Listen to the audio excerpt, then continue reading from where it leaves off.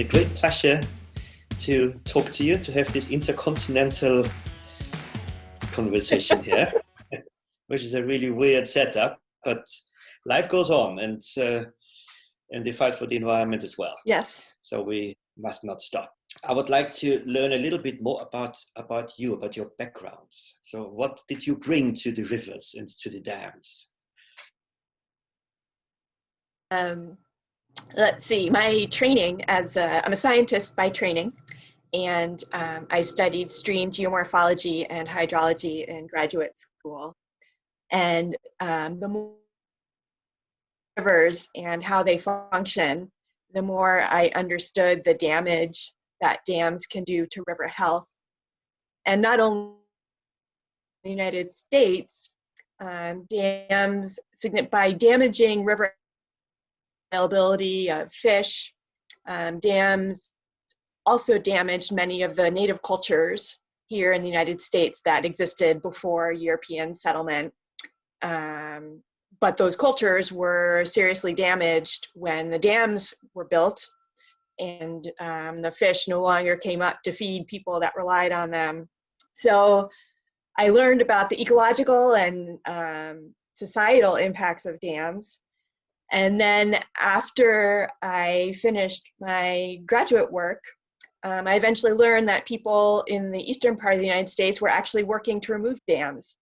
And once I got involved in that, I saw how amazing it is when a river returns to life. And that's really what got me on my career of dam removal and river restoration. Mm-hmm.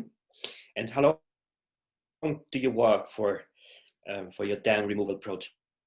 I've been involved in dam removal for about, 15 years now.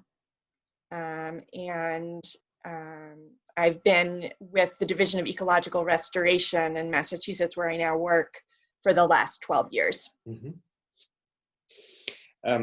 You've been involved in the removal of 50 dams. That's what I found in the literature, and in the last 10 years. So what are the key benefits of this work? How would you explain that to somebody who has no idea about all these issues? So Massachusetts as a state has more than 3,000 dams that we know about. The vast majority of these dams were built in the 1700s and 1800s to power mills. Since that time, they've really purpose. And because they no longer bring economic benefits to their owners, they haven't gotten a lot of maintenance over the years, and they're deteriorating. And with the increase in large storms and floods that we've seen over the last 10 to 20 years, those old dams are under more and more stress.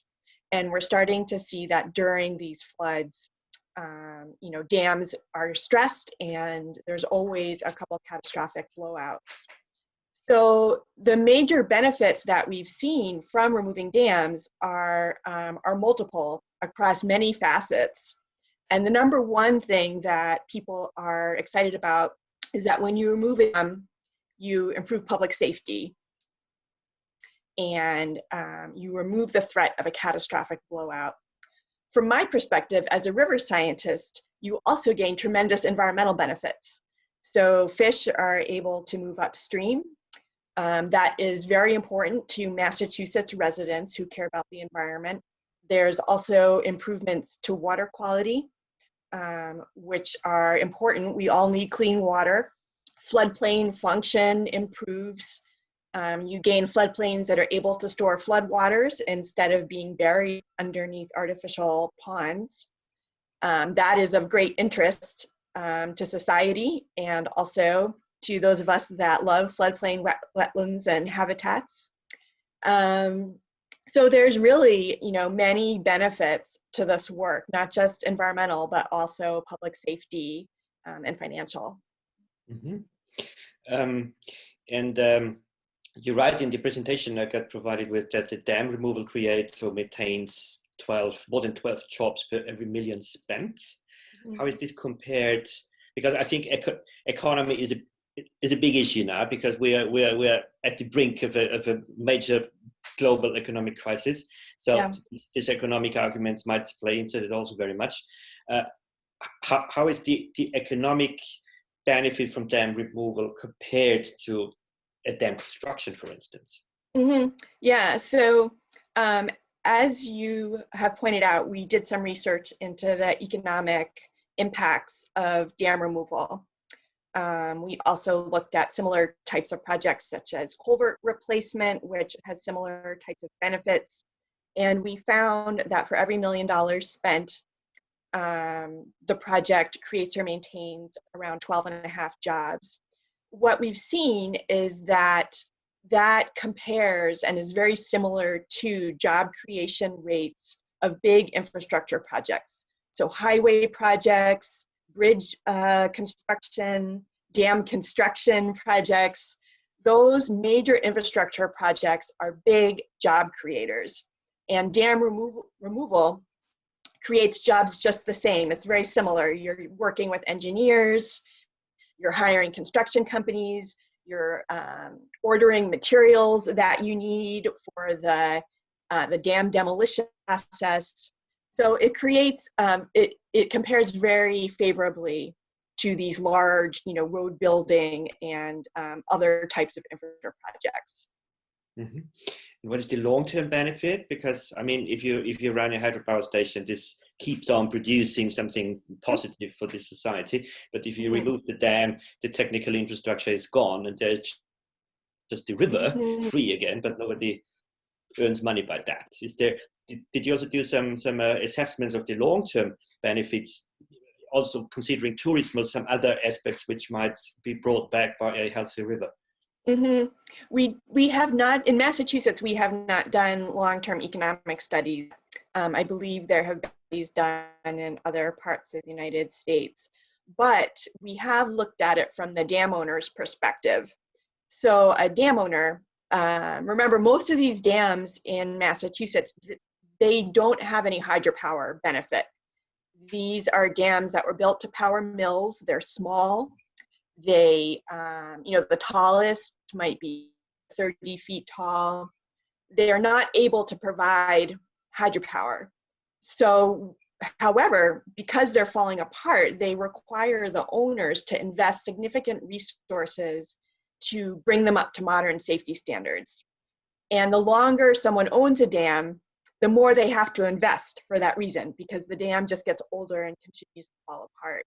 So when you remove the dam, it's a one-time investment, but the dam owner benefits in perpetuity. They no longer have to pay to have it inspected. They no longer have to repair it. And it stops being, they're not on the hook also for any that may occur. So it's very much a benefit in perpetuity for the dam owner to remove it. And you also mentioned that flood prevention is also an issue. So this also might contribute to the bigger economic situation by just preventing the cause of disasters. Is that true? Yes, definitely. Removing a dam prevents a potential catastrophic blowout. As an example, there is one dam in southern Massachusetts, which during a large flood in 2005 threatened to give way and burst catastrophically. 4,000 people were evacuated downstream, and the entire town, or city, I should say, downstream was closed down economically for a week due to the upstream, potential hazard. And that dam ended up being repaired during that emergency. Over the following years, those repairs started to deteriorate. And a few years later, we made a different decision. And instead of repairing it and continuing that threat, we removed it. And so that whole city no longer has to worry during a large flood that they will have to evacuate and shut down the city. They are now living in safety. And what about river restoration? Are there also programs to just not just removing the dams, but to work on the bigger picture, also to restore the riverbed, the natural situation? Can you give us some information on your plans and your programs? Yeah, so Massachusetts has a very strong tradition of community-based watershed associations, which are groups of people that come together to promote the health of their watershed. And so in Massachusetts, often you will find federal, state, local governments and nonprofit organizations such as these watershed groups working together to look at the whole watershed, identify what the major stressors are on the health of the river, and then develop plans to restore the river. And so other common problems that our rivers suffer are water quality impairments and stream flow stress. So a lot of water is withdrawn for municipal drinking water purposes, leaving many of our streams dry in the summer. So that's another major threat that our rivers are under. And so as a state agency, our mission, the group that I work for, our mission is to protect and restore rivers, wetlands, and watersheds for the benefit of people and the environment. So we try to take an integrated approach and look holistically at each river and what it needs. That said, we've developed specific expertise in dam removal and in culvert replacement and in a variety of other project types, which are important for river restoration around the state. Mm-hmm. Let's come to the reaction of society. I was involved in a local project here in Austria. There's a very old dam, and the utility has a plan to take it down and to replace it by a new dam. So to create a new hydro power station there, because climate crisis requires more renewable energy, and this would destroy a very, very beautiful valley, because the lake would be enlarged. They want to dig out some also parts of the river to get more energy out of that.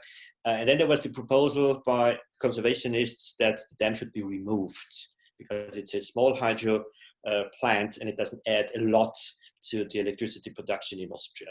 The reaction of lots of people, they were shocked. Yeah, how could they dare to destroy this old dam? Yeah, because we need all those renewables to fight climate change. So what is the reaction to dam removal in your country? Are they shocked as well? It depends where you are. So in Massachusetts, the government commissioned a study maybe 10 years ago that looked at renewable sources of energy in the state and which had the greatest potential.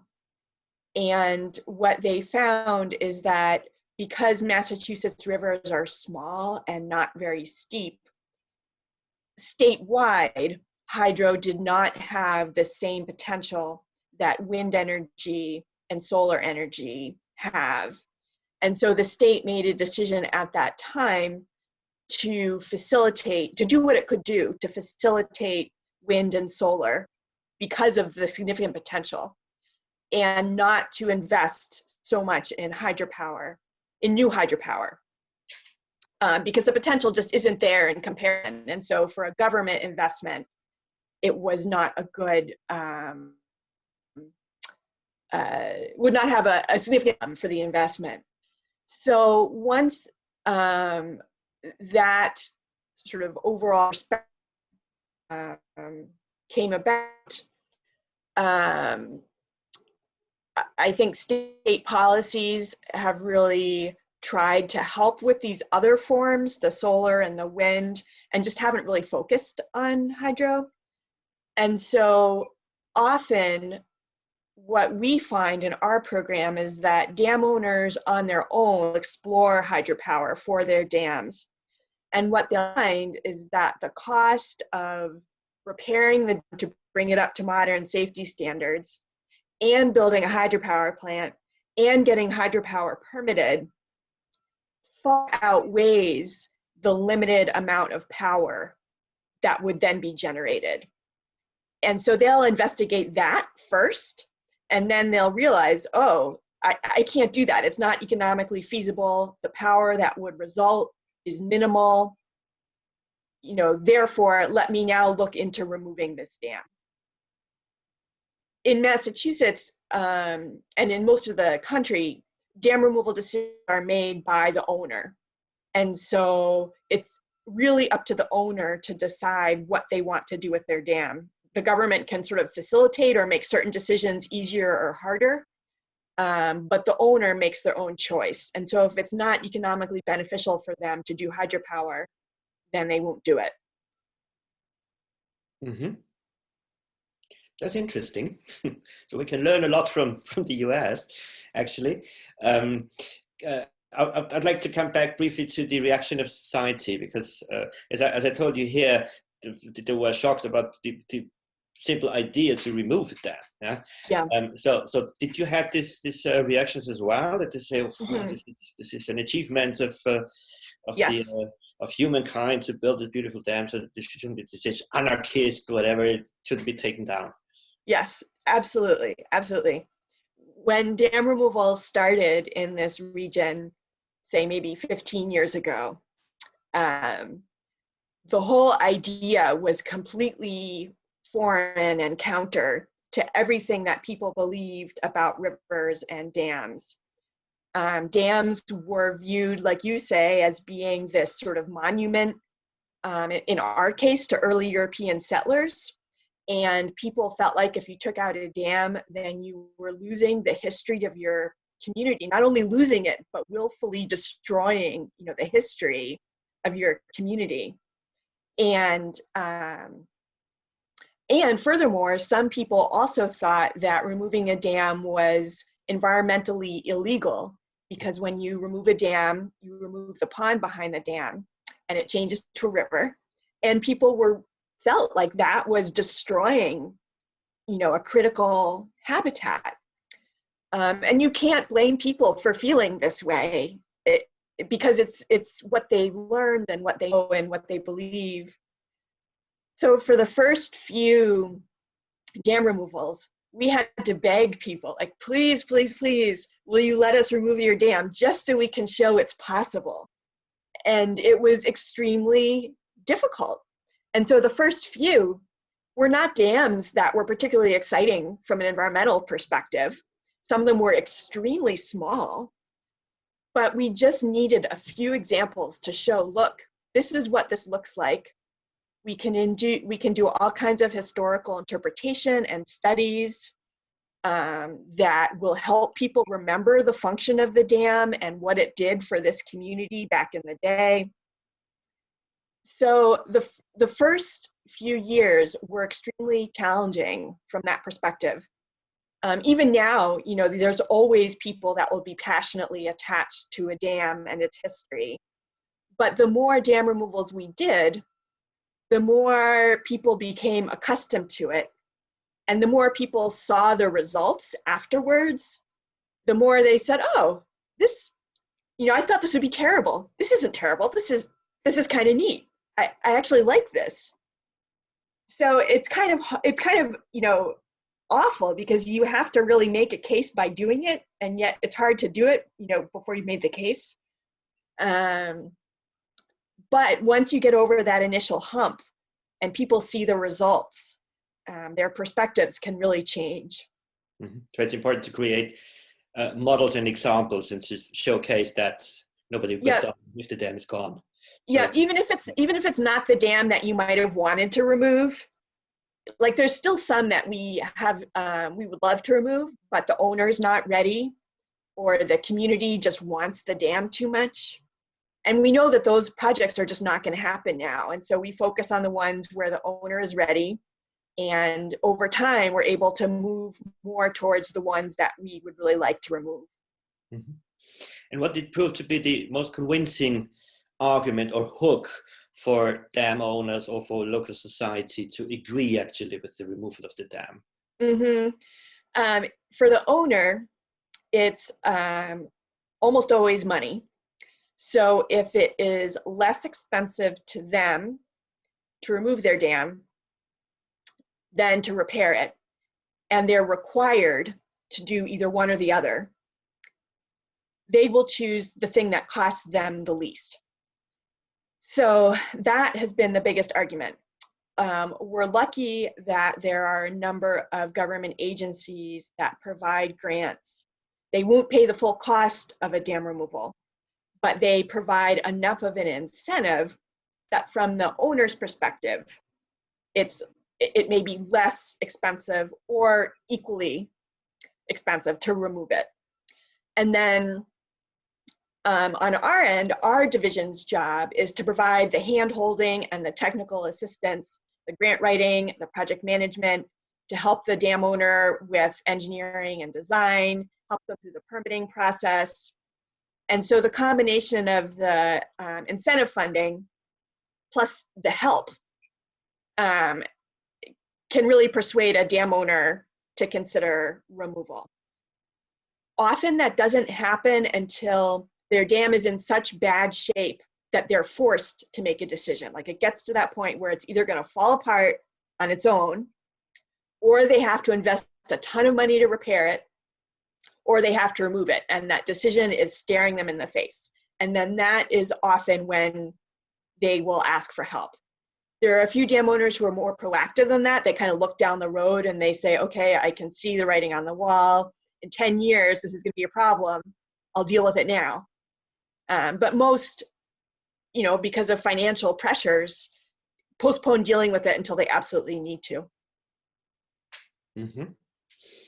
And maybe that would be interesting. What is your absolute nightmare story about dam removal? What was your most controversial, most tricky, most difficult case? Oh, they all have their own trickiness. Let's see, there's been cases where we're just about to remove the dam and then the dam owner goes bankrupt and suddenly sells the property. And then you're stuck with having to start all over again, having already spent tons of money with a new property owner. We've had situations where during permitting hearings, a neighbor who really wants the pond will accuse our engineer or one of our partners of lying to them about the project, that we're coming in from out of town and trying to destroy something they love. Let's see. They all have their own quirks. We've had people talk about chaining themselves to heavy equipment to stop the dam removal. In fact, we had one gentleman who said he was going to chain himself, to a bulldozer. And then, ironically, afterwards, he loved the free-flowing river and said it was so much more beautiful. But he didn't know, he couldn't picture that, going into it.